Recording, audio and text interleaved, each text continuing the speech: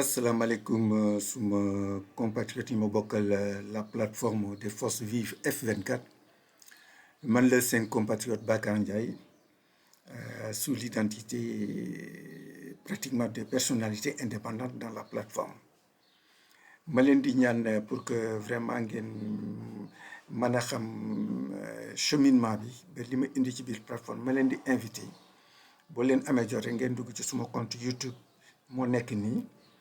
Comme ça ngeen xam parce que lépp dama ko def ay vidéo parce que nous sommes dans un pays boo xam ne booy wax wala ngay réagir il faut de laisser des traces fi ma jaar ba plateforme bi am li ma ci def li ma ci wax ak ba ma ko commencé junj ba léegi yaakaar naa boobu parce que bi ma ci dugg di wax cette idée de plateforme des forces vives benn plateforme fi nekkoon mooy Diamaguène troisième mandat parce que j'ai commencé à en parler depuis 2022 parce que pour man dama amoon une solution boo xam ne man mënu ma ko gérer. Il aurait fallu que un grand rassemblement des forces vives ma indi li ma yore jox leen ko ñu gérer ko pour que ñu mën a dem vraiment am une approche apaisée lu tax parce que moi j'ai toujours prôné dans tout ce que je fais la paix te bu ñu seetee ba léegi combien de personnes ñoom ñoo dee combien de fois le sang a coulé dans la rue est-ce que mus nañu am satisfaction dans ces formes de lutte rien du tout parce que buñ ko amoon tey contexte bi ñu vivre duñ ko vivre tey ma xool defaat benn revue des profils yi nekk au niveau de la plateforme booy seet li ñuy mën a wax crème toute l'intelligence l'élite même au niveau national dans tous les domaines yi ci biir plateforme bi moo tax bi ñu waxee plateforme bi dañ koy lancer man dama jàppoon mais comme ni ñu ko waxee woon bon adopter le règlement intérieur nommer le bureau et puis def la déclaration après nag et décliner les commissions def la déclaration après nag ces commissions là bu ñu dikkee nag ils vont mettre en place le plan d'action ça va permettre aux leaders et les entités les différentes entités yi nekk ci biir ku ci nekk sa plan d'action bi nga jàpp nga indi ko ñu def la compilation daal di génne un plan d'action boo xam ne dañ koy proposer mu nekk un plan d'action consensuel mais keroog benn koy lancé yéen ñëpp gis ngeen li fa xew dañu dikk def élire le bureau adopter le règlement intérieur automatiquement on nous présente un plan d'action man bi ma ko xoolee te man avant que ñu yëg si foofu li ma solution bi ma am yëpp dama ko présenter sous forme de vidéo des audios expliquer li ma bëgg li ma yaakaar daal di demander le groupe de contact ñu partager ko mais dama gis bon on a tout mis de côté d'ailleurs même jour lancement bi gis ngeen suma réaction j'ai intervenu j'avais même demandé que pour que au moins parce que ce que je présente comme solution ça ne prend même pas 30 minutes ñëpp gis ko bu ñu ko waree adopté ñu adopté ko bu ñu ko war a adopté on passe à autre chose mais quand je viens intervenir j'ai vu que bon d'autant plus que nous sommes en démocratie et que la majorité domine surtout nga xam ne li ma wax intéressé wul kenn mais je me suis tué mais nag cela ne veut pas se dire que on a donné des numéros que ne ku am lu muy yokk di ci yokk parce que ñoom ñi bind numéro bi tamit doon ma wax monsieur Ndiaye boo amee looy yokk ci xam nañu fi ñu jaar ak man xam nañu fi ma jaar ak ñoom xam nañ ne du ma dootuma leen yónnee dara je ne le ferai pas je me respecte et je tiens à ce qu'on me respecte dans ce que je fais dans l'exploitation même des opportunités que m'offre la corporation dans laquelle je suis donc je respecte tout le monde mais aussi je tiens à ce qu'on me respecte moo tax numéro yooyu xooluma ko sax xaw ma ko te bu ma ko xooloon gis ko du ma fi yónnee ci dara parce que li ma war a def dama ko def fa ma ko war a defee waaw mais tey nag contexte bi dafa évoluer comme li ma waxoon rek chaque fois que mu mun a apporter suma contribution ci li majorité bi jël dinaa ko indi fi mu ne li may wax suma liggéey la suma métier la lu ma xam la j'ai toujours averti j'ai toujours alerté kenn dégguma mais ba léegi ndam duñ ko am li ma waxoon rek moom laay waxaat parce que ndam buñ ko amoon contexte bii ñu nekk tey di wax affaire élection Sénégal te booy seet gàcce la ci ñun ñëpp gàcce la ci ñun waaw kon contexte bii ñu nekk duñ ci nekk tey kon nag solution yi ñu explorer benn amu ci joxewu ci des résultats am na yu bari duma ci revenir contexte bi léegi li mu laaj mooy lan xam nga dañu toll foo xam ne on parle de dialogue d'ailleurs am na ci ñu ma ci waxtaanal ñu ne ma bon Bakar mooy tu sais le gars là il faut ñu xeex ak moom ba pare de toute façon autour de la table de négociation la ñuy mujjee man bi ma waxee loolu ma ne mais yow wóor na la ne autour de table de négociation ngay mujjee lan ngay xeexee ma ne ko je lui dis ouvertement ma ne ko parce que ñun ñun bu xeex bi jotee du suñuy doom du suñuy jabar du suñuy sët ñooy wàcc ñooy jiitu du ñun sax ñooy jiitu ñu ñuy tirer balle du ñun c'est le peuple là parce que le peuple comme ñun tout le monde en a marre de ce qui se passe dans ce pays mais bu fekkee ñun au niveau de la plateforme tous les leaders d'accord nañu bu jour marché yi ñu génne seen doom seen i jabar seen i sët ñu jiitu ñun ñu jiitu ñoom ñu topp ci peuple bi nekk ci ginnaaw je suis d'accord on va affronter ce tyran là et puis nous allons voir mais parce que du ñun mais avec toute cette intelligence là qui foisonne qui pollue l'espace même de la plateforme ñun mënuñu toog def un petit pas en arrière réfléchir pour une solution qui nous permet d'atteindre nos objectifs dans la paix non bu fekkee loolu mënuñu ko mais waruñu sikk Macky Sall ñun ak moom ñoo yem oui ñun ak moom ñoo yem ça te li muy def je passe directement à l'essentiel parce que man discours am du ma ko déglu je vais commencer depuis l'intervention du directeur général de l'Agence nationale de la statistique et de la démographie bi mu sortee pour annoncer le recensement général de la population en disant que je ne sais pas il devait parler seulement de ce recensement mais pourquoi mu glisser ba dugg ci ne ce recensement aura aucun impact dans la gestion de la présidentielle waxu ci dara c'est bon ñoom ñu waxuñ ci dara deuxièmement on vous sort directement on commence à dérouler un processus électoral boo xam ne depuis la dernière présidentielle avec li ci am kenn xamul lu ci nekk et vous acceptez tout en plus vous demandez aux militants d'aller s'inscrire et tout ce qui veut dire que vous avalisez kon la ngeen doon ŋàññe 2019 waratu leen ko ŋàññe tey kon boog ŋàññ boobu ça a été fait de mauvaise foi parce que c'est ça la vérité nit ki li ngay ŋàññ ne du dëgg bis boo ko nanguwaatee rek yow yaa nekkul dans la vérité et c'est ce que nous sommes en train de faire nous tous en commençant par moi bi topp ci yéen mais quand même j'ai le courage de sortir et de le dire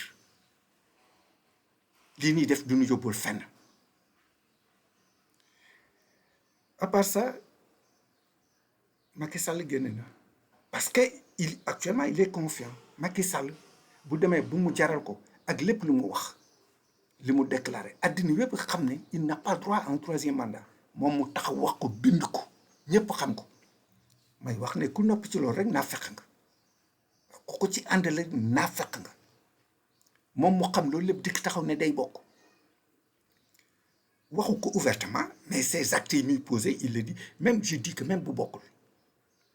pour moi parce que man tant que dewul ne damay bokk mënuma affirmer que ne day bokk mais man je pars dans l'hypothèse parce que ñun toujours on a une façon de réfléchir pour aborder les problèmes pour man bu bokkul mais lan moo tax muy reyante parce que moom bu bokkul am na ku mu fi war a teg kon boog kooku jëmmam la fiy toogal dafa nga ne Macky Sall dina reyante pour dem pour présidentielle bi pour mu am mu jaral ko nit ñi muy xeex pour éliminer des candidats ñi mu ragal ne bu demee ñoom ñàkk élection yi mu def tout ba mu jaral ko ay nit di dee nga defe ne kooku dina dem élection ak ku mu fi mënti teg di perte élection boobu non vraiment nous sommes tous intelligents lan moo tax rek loolu mënuñu kii parce que dañu topp Macky Sall dans sa logique de confrontation dans sa logique de violence c'est tout ñun solution bi ñu indi plateforme bi formé nañ ko mais plateforme bi si on n'a pas le peuple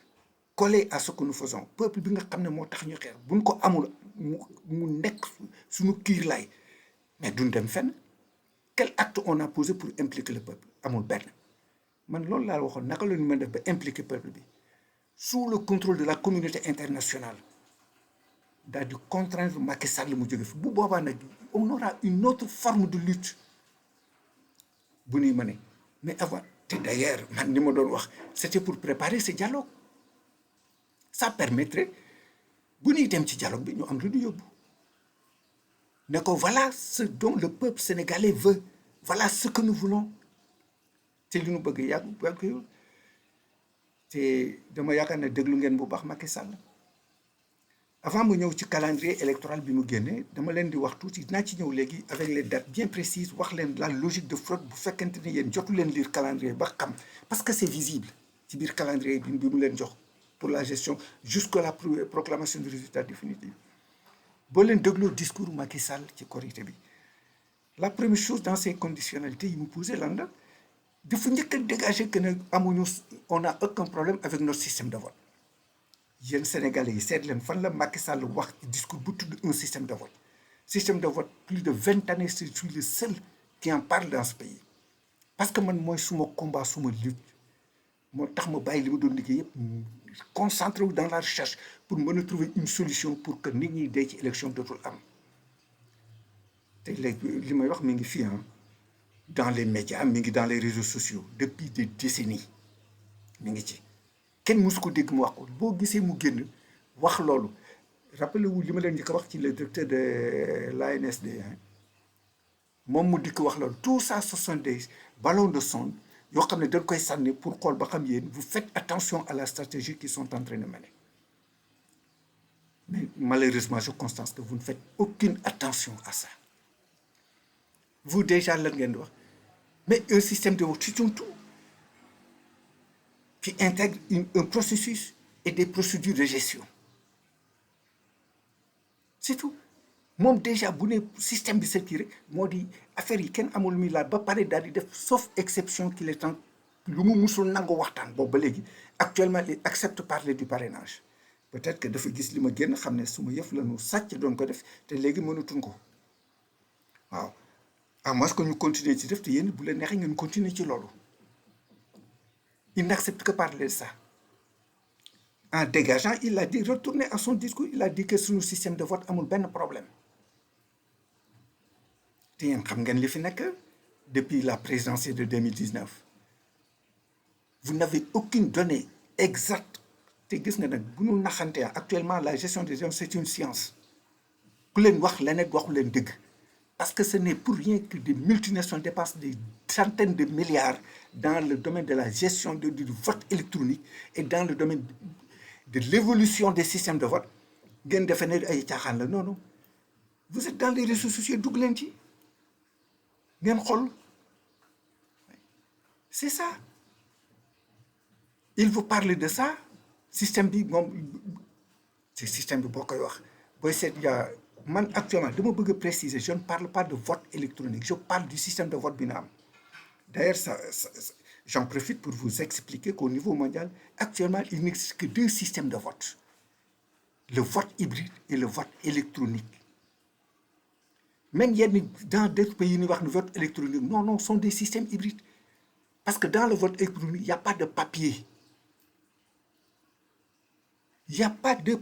et dans d'autres systèmes on te parle il y a des systèmes où l'on utilise ce qu'on appelle des machines ou ordinateurs à voter oui yooyu am na te toujours il y a une action boo xam ne ça touche le manuel donc ce n'est pas électronique à 100% loolu moo tax ñaari système le Sénégal nag est un système bi c'est un système hybride presque à plus de 80%. Parce qu'en amont, on a la mise en place des bases de données. Moi, par exemple, la période de révision des listes électorales du NOAM. Il y a une opération de collecte. À part ça, là, nous devons venir dans des salles d'exploitation, si j'ai recouvert. Et là, je vais revenir pour vous, leaders, dans les entités, dans vos associations, vous avez effectivement, vous avez des experts informaticiens et des experts dans le domaine électoral. Mais je m'adresse à vos informaticiens. Il ne s'agit pas d'être un concepteur ou un développeur pour avoir la maîtrise parfaite de ce qui se fait dans les salles d'exploitation. Non. Parce que tu vois même un gars, un spécialiste des études qui se convertit en responsable de l'exploitation. Ça ne veut pas dire que vous verrouillez vos applications, qu'au niveau des centres d'exploitation, on ne peut pas faire des choses. il faut le gën a dangereux parce que les responsables sont des développeurs, sont des informaticiens aguerris. Programme boo fu bind ak application boo bind yow mi ko bind ñoo la ko gën a xam, ñoo la ko gën a mën. Fi nu mën a jaar ba def ci li ñu ci def, ils peuvent le faire. te fan yii defee la gestion des données collectées pour la révision des kan moo fa nekk ci yéen? Personne. Et vous acceptez tout. Maa ngi ciy wax ak kenn mu naan non, on peut avoir approximativement tel. D'ailleurs, c'est la personne qui me disait que non, Bakar, il faut que ñu xeex ba pare dem au niveau de la table de négociation. C'est ce que je disais rek parce que ñun suñu njaboot jiitaluñ leen moo tax ñu naan nanu xeex suñuy doom suñuy njaboot duñu dee. C'est tout. Parce que le monsieur qu'on a en face de nous, kenn ci ñun amul lu mu ci keroog lancement wax ngeen ko, tout le monde est en sursis. ku mu neex man na mënoo fekk këram jàpp la tëj ci kaso bi wala mu jàpp la tu disparais. On a vu des gendarmes qui ont disparu, des personnes qui ont disparu gisuñu leen ba léegi. Il n'y a pas d'enquête ni rien du tout. Et vous privilégiez cette piste de violence en demandant avec votre plan d'action là mais léegi bu dikkee wax naa ko keroog bu dikkee il bloque tout, il refuse les marches, il refuse tout. Qu'est-ce que vous allez faire? D'ailleurs sur salle bi am na ko tudd daan na man ñu xeex. Oui, parce que toog ci salle bi naan ñu xeex yomb na parce que bu ñuy xeex doo jiital sa job, doo jiital sa jabar, doo jiitu yow. te Macky Sall nëbbul li muy def nëbbul li muy def. ñun solution bi ñu wax keroog benn ne may leen ñu 30 minutes présent mais may leen ñu wane li ñuy wax. bu fekkente ne ban nañ ko servir comme base fii ay termes de référence amu ci. Déjà vous tombez dans le piège. ñi mu bëgg a dàq ak ñi mu dàq ñëpp problème du système bi bu ñu ko réviser, il sera obligé de les intégrer, de tenir en compte de ce que nous demandons pour qu'ils fassent. Tu vois. Et puis que ce que je peux dire, une chose est très importante dans ça. Parce que léegi yéen ngi commencé di wax di revue code électoral. dellu leen suma kii YouTube dem leen fii loolu yëpp wax naa ci. Sénégal loolu la chaque fois bu ne élection kii revue code électoral, revue code électoral. Le code électoral avant tout il faut de savoir c'est quoi. C'est un recueil d'un dispositif juridique qui sécurise un consensus autour des procédures de gestion de notre système de vote. Donc avant ñu wax lu jëm ci revue code électoral dañoo xool le système de vote, les procédures de gestion du système. Mais ce n'est pas de supprimer ay article L24, L29 et tout ça. On parle de L57, te képp ñuy wax L57 ils ne comprennent absolument rien du tout. L57, c'était un manquement bu amoon dans le code électoral qu'il fallait compléter. Parce que comment on peut être candidat sans figurer dans la base de données des électeurs? Comment on peut être candidat sans être électeur? Non, il faudrait que nous fassions un petit recul. xam xel mi nu yàlla jox ñu utiliser ko bañ a topp kii ñu jàkkaarlool ci arñe haine bi nga xam ne nëbbu ko. ñun peuple bi ko porté bu demee taxaw di bander des muscles di wut ay gànnaay pour dal suñu ko pour rey nu pour faat suñuy doon ñun war nañ ko ëpp xel. waaw parce que xel la ñu jaar ba teg ko fii kon war nañu mën a jaar utiliser suñu xel ba jëlee ko fii waaw. loolu laa bëggoon dinaa ko tënk di leen rappeler une chose dinaa ñëw tuuti nag daal di tënk rek dans le calendrier électoral. Révision des listes électorales fan la c'est du 6 avril ba 6 mai. léegi parrainage bi les fiches yéen a ngi koy am à partir du 28 août. xam nga yéen di ngeen jot les fiches de parrainage à partir du 28. Vous n'avez ni la nouvelle base de données des électeurs. Distribution des cartes d'électeurs kañ la commencé? À partir du 10 janvier. 10 janvier 2024. Donc vous allez vous engager dans un parrainage boo xam ne amu leen benn donnée. Vous allez vous référer sur des données antérieures et ces données, cette base de données a été mise à jour par la révision des listes électorales actuelles. dama bëgg ngeen taxaw tuuti te je vous dis franchement, si vous continuez, Macky Sall va sortir en tête. Son second sera son allié et il va vous humilier. li ma leen wax lu leer la. Moi je parle technique, je ne parle pas politique, je ne parle pas économie, je ne parle pas science ni géographie. Je parle technique de gestion des élections. Vous avez des compétences dans tous ces domaines. mais accepter au moins que nous puissions nous retrouver en tant que techniciens pour réfléchir sur une approche. Yéen ñi ngeen amee ñi gérer seen élection dans les kii vous avez des informations mais lan moo tax nangu leen benn matinée ngeen demandé leen ñu taxaw ñu toog ñu seet nu ñuy demee mais allez-y dans ce dialogue doo leen fa jëlee dara et demain fi mu ne boo leen di dem amu leen loo leen yóbbu parce que vous avez déjà accepté et cautionné la procédure qui est en train d'être mise en œuvre, la stratégie de fraude de Macky Sall. Vous l'avez avalisé. Vous lui avez donné un cutus. Parce qu'il y a une question de révision des listes électorales. Vraiment, c'est ce que j'avais à vous dire. Et de vous alerter. C'est mon devoir. Et de rappeler que ça, je l'ai dit. Marche yooyu ngeen def man Bakar Ndiaye du ma ci bokk te ku ma déggal suma jaboot du ci bokk. Je veux être très clair. bu ma amul woon lu ma mën a yaakaar ne mën na indi jàmm te lii du jàmm kon dinaa jéem a xalaat la net mais dama am ci lu ma mën a sukkandiku pour wax li ma wax waaw de toute façon Macky Sall wax na leen li muy def war na leen li mu bëgg a def il a été très clair dans ce dialogue-là vous y allez ça ne marchera pas système de vote bi mosu leen ko dégg mu wax ko man je sais que man lay jéem a tontu parce que ces autres man ñoom ñëpp a may topp ñëpp a may déglu tout le monde ci ñu koy wër ñëpp waaw parce que xam nañ ne li ma wax fa la mbir mi nekk te je décline ça dem leen fële li ngeen di def on a une possibilité d'interroger le peuple d'avoir l'avis du peuple on a la possibilité de créer un fichier électoral qui va intégrer tous les primo-votants avec une carte électorale disponible à temps ñu mën ci def parrainage bi ci fichier électoral bi en moins d'une semaine mais vous dites que tout ça mënul am dañuy dem ci mbedd mi xeex mais allez-y mais je tenais nag vraiment à faire cette vidéo am na yenn détails yi du ma ci dugg c'était pour vous dire que ni li ngeen di àndi ci dialogue bi nii ngeen ci demee je suis dedans j'ai signé charte bi bu ñuy cotiser jot mais du ma cotiser kan lu ma du bokk du ma ci cotiser du ma cotiser pour marche moi je préfère être très clair bi ñu koy tëral bi ñu waree cotiser j'ai cotisé mais cotiser dañuy demi marche du ma ko def parce que je suis dans une approche apaisée